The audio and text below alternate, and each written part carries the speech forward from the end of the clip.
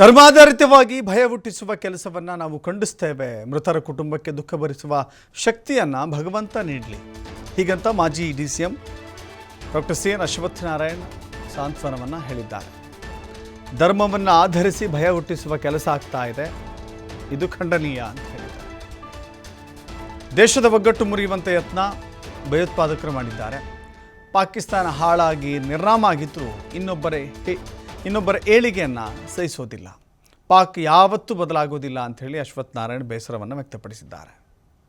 ಭಯೋತ್ಪಾದಕರ ಧರ್ಮ ಆಧಾರಿತವಾಗಿ ನಿನ್ನೆ ನಡೆದಂಥ ಜಮ್ಮು ಕಾಶ್ಮೀರ್ನಲ್ಲಿ ಪಾಲ್ಗಾಮ್ನಲ್ಲಿ ನಡೆದಂಥ 28 ಜನರನ್ನ ಭಯೋತ್ಪಾದಕರು ಕೊಂದಿದ್ದಾರೆ.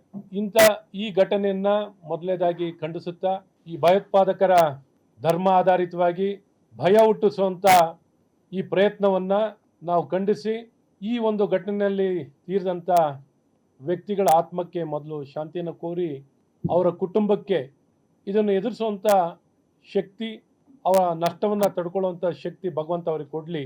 ದೇಶದ ನಮ್ಮ ಐಕ್ಯತೆ ಒಗ್ಗಟ್ಟು ಮುರಿಲಿಕ್ಕೆ ಸದಾಕಾಲ ಪ್ರಯತ್ನವನ್ನು ಉಗ್ರಗಾಮಿಗಳು ಭಯೋತ್ಪಾದಕರು ಸತತವಾಗಿ ಪ್ರಯತ್ನವನ್ನು ಮಾಡ್ತಾನೆ ಇದ್ದಾರೆ. ಪಾಕಿಸ್ತಾನವು ತನ್ನ ದೇಶವನ್ನು ನಿರ್ವಹಣೆಯನ್ನು ಮಾಡಿಕೊಳ್ಳಲಿಕ್ಕೆ ವಿಫಲರಾಗಿ ಅಲ್ಲೇನೆ ಬಡಸ್ತಾನ, ಅಲ್ಲಿನ ಆರ್ಥಿಕ ಸಮಸ್ಯೆ, ಸಾಮಾಜಿಕ ಸಮಸ್ಯೆ ಭಾಳಷ್ಟು ಇದ್ರೂ ನಾವು ಹಾಳಾಗೋಗಿದ್ದೀವಿ, ನಾವು ನಿರ್ನಾಮ ಆಗಿದ್ದೀವಿ, ಇನ್ನೊಬ್ಬರು ಬದುಕೋದನ್ನು ನಮಗೆ ಸಹಿಸ್ಕೊಳ್ಳೋಕ್ಕಾಗಲ್ಲ.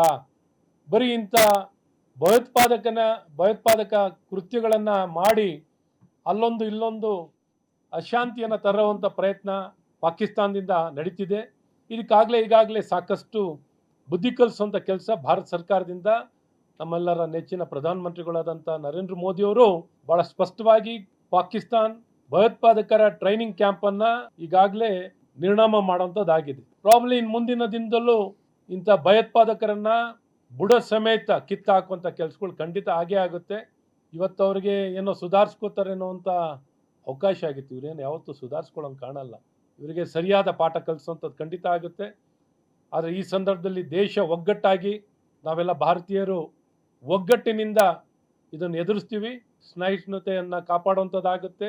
ಸೌಹಾರ್ದತೆ ಶಾಂತಿಯನ್ನು ಕಾಪಾಡಿ ಇಡೀ ದೇಶ ಒಂದಾಗಿ, ಪಕ್ಷಾತೀತವಾಗಿ, ಧರ್ಮಾತೀತವಾಗಿ ನಾವೆಲ್ಲರೂ ಭಾರತೀಯರು ಭಾರತದ ಮೇಲೆ ಇಂಥ ಯಾವುದೇ ಅಕ್ರಮ, ಇಂಥ ಯಾವುದೇ ಭಯೋತ್ಪಾದಕ ಚಟುವಟಿಕೆ ನಡೆದರೆ ನಾವು ಸಹಿಸ್ಕೊಳ್ಳಲ್ಲ. ಇದಕ್ಕೆ ಪ್ರತಿ ಉತ್ತರವನ್ನು ಕೊಡುವಂಥವ್ರಿಗೆ, ಯಾರು ತಪ್ಪಿಸ್ತಿದ್ದಾರೋ ಅವ್ರಿಗೆ ಖಂಡಿತ ಶಿಕ್ಷೆ ಆಗುವಂಥದ್ದು ಆಗೇ ಆಗುತ್ತೆ.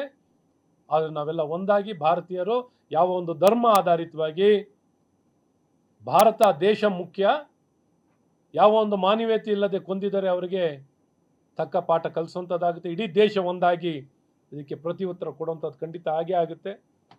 ಇದನ್ನು ಸಂಪೂರ್ಣವಾಗಿ ಖಂಡಿಸಿ ಇವತ್ತು ಈ ದಿಕ್ಕಿನಲ್ಲಿ ನಮ್ಮ ನಾಯಕರಾಗಿರುವಂಥ, ಪ್ರತಿಪಕ್ಷದ ನಾಯಕರಾಗಿರುವಂಥ ಅಶೋಕಣ್ಣನವರು ಈಗಾಗಲೇ ನಮ್ಮ ಪಕ್ಷದ ವತಿಯಿಂದ ಅಥವಾ ಸಾರ್ವಜನಿಕರು ಎಲ್ಲರೂ ಒಂದಾಗಿ ಇಡೀ ರಾಜ್ಯದಲ್ಲಿ ಇವತ್ತು ಏನೊಂದು ಕ್ಯಾಂಡಲ್ ಲೈಟನ್ನು ಹತ್ತಿಸೋ ಮೂಲಕ ಈ ಒಂದು ಕೃತ್ಯನಲ್ಲಿ ಸತ್ತಿರುವಂಥ ವ್ಯಕ್ತಿಗಳ ಆತ್ಮಕ್ಕೆ ಶಾಂತಿ ಕೋರುವಂಥದ್ದು ಮತ್ತು ಇಡೀ ದೇಶದಲ್ಲಿ ಈ ಘಟನೆಯನ್ನು ಖಂಡಿಸಿ ನಾವೆಲ್ಲ ಒಗ್ಗಟ್ಟಿನಿಂದ, ಒಮ್ಮತದಿಂದ ಶಾಂತಿಯುತವಾಗಿ ಶಾಂತಿಯನ್ನು ಕಾಪಾಡಿಕೊಂಡು ಇಂಥ ಘಟನೆಯನ್ನು ಎದುರಿಸುವಂಥ ಶಕ್ತಿಯನ್ನು ನಾವು ಬೆಳೆಸ್ಕೊಂಡು